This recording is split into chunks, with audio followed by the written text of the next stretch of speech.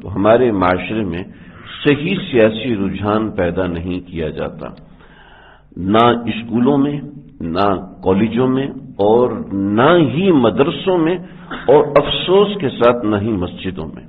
یعنی اس کو ایک کافروں والا کام سمجھا جاتا ہے سیاست کو، حالانکہ پیارے آقا صلی اللہ علیہ وسلم نے زندگی بھر سیاست کی ہے۔ آپ علیہ الصلوۃ والسلام کا جب انتقال ہوا تو صحابہ کرام اپنا خلیفہ منتخب کرنے سب سے پہلے اٹھے ہیں، غسل، تجہیز و تکفین اور جنازہ سب بعد میں ہوا۔ تو اس کا معنی یہ ہے کہ امارت سکھانا، کتاب القضاء والامارہ، کتاب القضاء والامارہ، حدیث کی ہر کتاب میں کسی کو قاضی بنایا جائے۔ جتنے بڑے صحابہ ہیں وہ کسی نہ کسی جگہ کے قاضی تھے، کسی نہ کسی جگہ۔ قاضی کا مطلب جج نہیں ہوتا، قاضی کا مطلب ہوتا ہے نگران، جس کو آج کل آپ کہتے ہیں کہ پورے صوبے کا گورنر ہے، پورے شہر کا گورنر ہے۔ تو گورنر کو عربی میں قاضی کہتے ہیں، جج نہیں کہتے، صرف جج نہیں کہتے، بلکہ قاضی کا کام جج والا بھی ہوتا تھا، قاضی کا کام امامت بھی ہوتا تھا، قاضی کا کام، چنانچہ اس زمانے میں صرف قاضی خطبہ دیا کرتا تھا، چنانچہ جمعے کو سب لوگ قاضی کے پاس آتے تھے جمعہ پڑھنے کے لیے، اور عیدین پہ سب لوگ ایک قاضی کے پاس جمع ہوتے تھے عید پڑھنے کے لیے۔ پھر جب آبادی تقسیم ہوئی اور ڈی سینٹرلائزیشن ہو گیا، اور پھر عجیب عجیب طرز کے ایسے نمونے دیکھنے کو ملے، تو پھر علماء کرام کی تحقیق کے مطابق پھر ہر جگہ کچھ الگ ایک نظام قائم ہوا۔ ورنہ حجاج ابن یوسف صبح نکلتا تھا اور خطبہ دیتے دیتے دیتے دیتے وہ عشاء کے بعد جا کے عید کی نماز پڑھاتا تھا، یعنی اس طرح کا معاملہ ہو گیا۔ تو ورنہ اصل حقیقت یہی ہے۔ چنانچہ آپ دیکھیں، آپ کو اپنی تاریخ کے اندر جو بڑے بڑے حکمران ملیں گے، جو بڑے بڑے نیک حکمران ملیں گے، وہ کہاں سے پیدا ہوئے ہیں؟ اورنگزیب عالمگیر، جس نے پورے ہندوستان کے اندر اپنی بادشاہت کا ڈنکا منوایا تھا، اورنگزیب عالمگیر کا روزگار یہ تھا، وہ قرآن مجید کی کتابت کرتا تھا، یعنی ایک کاتب تھا، وہ قرآن مجید کی کتابت کرتا تھا، اور قرآن مجید کی کتابت کرنے کی ہر ایک کو اجازت نہیں ہوتی تھی۔ جیسے آج کل تو چھپائی خانے بنے ہوئے ہیں، چھاپا خانے بنے ہوئے ہیں، اور قرآن مجید کی چند ایک نسخے ہیں جو کہ بیروہی حضرات کے لکھے ہوئے ہیں، اور وہی نسخے آگے چل رہے ہیں۔ کسی کو قرآن مجید کو کمپوز کرنے کو الاؤڈ نہیں ہے، کسی کو اپنے طریقے سے اپنے طرز سے چھاپنے کی اجازت نہیں۔ آپ کو قرآن مجید ملے گے، 15 لائنوں والا ہر قرآن ایک طرز کا ہوگا، 16 لائنوں والا ہر قرآن ایک طرز کا ہو، اس کے صفحہ نمبر 100 کے آخر میں جو لفظ ہے، دوسرے قرآن کے صفحہ نمبر 100 کے آخر میں بھی وہی لفظ ہوگا، چاہے وہ کسی کمپنی کا چھپا ہوا ہے، چاہے وہ کسی چھاپا خانے کا چھپا ہوا ہے۔ 16 لائنوں والا قرآن مجید بالکل ایک ہوگا، اس کی رکوعات بھی ایک طرز کے لگے ہوں گے، ایک تحریر کے لگے ہوں گے۔ ہر لحاظ سے ہاں ڈیزائننگ تھوڑی فرق ہو سکتی ہے، لائنیں خوبصورت کر دیں، پیپر تبدیل کر دیا، لیکن 15 لائنوں والا ہر قرآن ایک طرح کا، 16 لائنوں والا ہر قرآن ایک طرح کا، 17 لائنوں والا، 11 لائنوں والا، 13 لائنوں والا ہر قرآن ایک طرز کا ہوتا ہے۔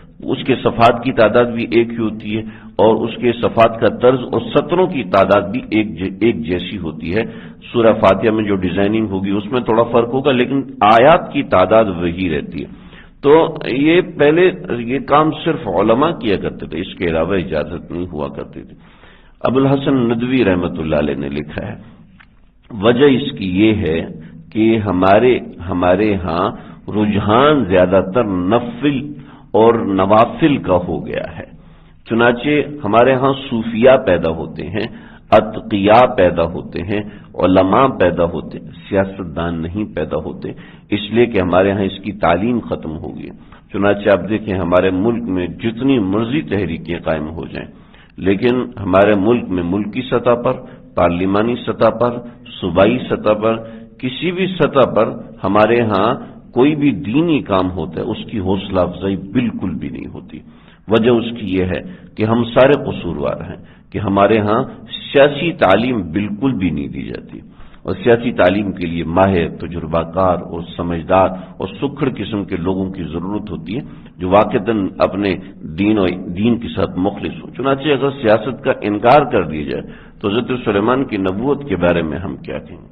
سیاست سے کوئی انکار نہیں کر سکتا۔ آپ علیہ الصلوۃ والسلام نے اپنی جگہ پر اپنی اسٹیمپ کسی کو نہیں لگانی تھی، زندگی بھر آپ نے اپنی مہر کسی کو نہیں لگانے دی. جس کو بنایا قائم مقام امیر بنایا، نائب امیر بنایا. امیر اپنی جگہ کسی کو مقرر نہیں کیا، جس کو مقرر کیا نائب مقرر. نماز کی امامت میں آپ نے ابو بکر کو مقرر کیا، عبد الرحمن بن عوف رضی اللہ عنہ نے آپ کی جگہ نماز پڑھائی. ایسے ہی چند ایک مقامات ہیں. لیکن امارت کے موقع پر آپ نے اپنی جگہ کسی کو امیر مقرر نہیں کیا.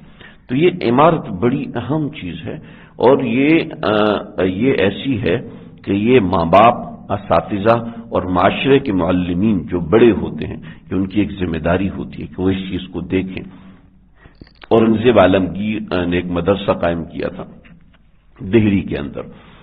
تو اورنگزیب عالمگیر اپنے وزیر کے ساتھ بیٹھے ہوئے تھے، تو وزیر کہنے لگے کہ بادشاہ آپ اتنے پیسے خرچ کرنے آتے ہیں، کھاتے ہیں، جاتے ہیں، پڑھتے ہیں، کھاتے ہیں، پڑھتے ہیں، کھاتے ہیں، پڑھتے ہیں، کوئی فائدہ تو ہو نہیں رہا، تو آپ ان کو کیسے افورڈ کر رہے ہیں؟ تو کہنے لگے اچھا میں تمہیں بتاتا ہوں کہ یہ جو حوض ہے، یہ جو حوض ہے، اس حوض میں کتنا پانی ہے بتا سکتے ہو؟ نہیں میں تو نہیں بتا سکتا حوض میں کتنا پانی. آج کل کے حوض بن رہے ہیں فٹنگ کے اعتبار سے، اس میں اتنا لیٹر پانی آئے گا، لیکن پہلے زمانے میں تو ایسے نہیں، وضو کے لیے حوض بنتے تھے اور حوض میں پانی ہوتا تھا. تو ایک طالب علم کو ادھر آؤ، طالب علم آیا ایسے ہی رینڈملی کسی طالب علم کو، وہ آیا کہ یہ بتاؤ حوض میں کتنا پانی ہے؟ تو کہنے لگا بادشاہ سلامت میں تو آپ کو سمجھدار سمجھتا تھا، آپ تو انتہائی نامعقول انسان ہیں. کیا ہوا؟ کہ آپ کا سوال غلط ہے. کیسے غلط ہے؟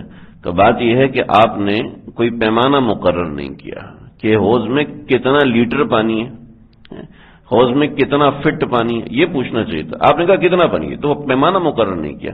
چلے آپ نے پیمانہ اگر مقرر نہیں کیا تو میں کر دیتا ہوں. دیکھیں اگر پیالہ ہو، پیالہ، ڈول، اگر حوض کے جتنا ہو تو 1 ڈول پانی ہے، اگر حوض کا آدھا ہو تو 2 ڈول پانی ہے، اگر حوض کا چوتھائی ہو تو 4 ڈول پانی ہے، اگر حوض کا سمن ہو یعنی 1/8 ہو تو اس میں 8 ڈول پانی ہے. آگے آپ خود گن لیں.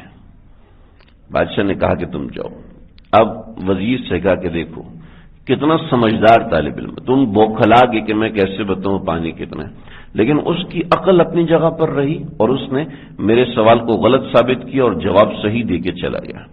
لیکن میں نے وزیر تمہیں بنایا، اسے نہیں بنایا، اس لیے کہ تم وزیر کے گھر میں پیدا ہوئے ہو. تمہاری نگہداشت اور تمہاری افزائش نسل، تمہاری تربیت ایک وزیر کے گھر میں ہوئی ہے، لہذا تم اس سلطنت کے امور کو بہتر سمجھتے ہو. عقلی امور تمہارے پاس اتنے نہیں ہیں. چنانچہ سمجھ لیں کہ محض عقل مند ہونے سے، محض تیز ترار ہونے سے انسان کسی جگہ کو حکمران نہیں بن سکتا، بلکہ اس کے اندر خداداد صلاحیتیں ہوتی ہیں. وہ صلاحیت پیدا ہوتی ہیں اس طرح کی محنت.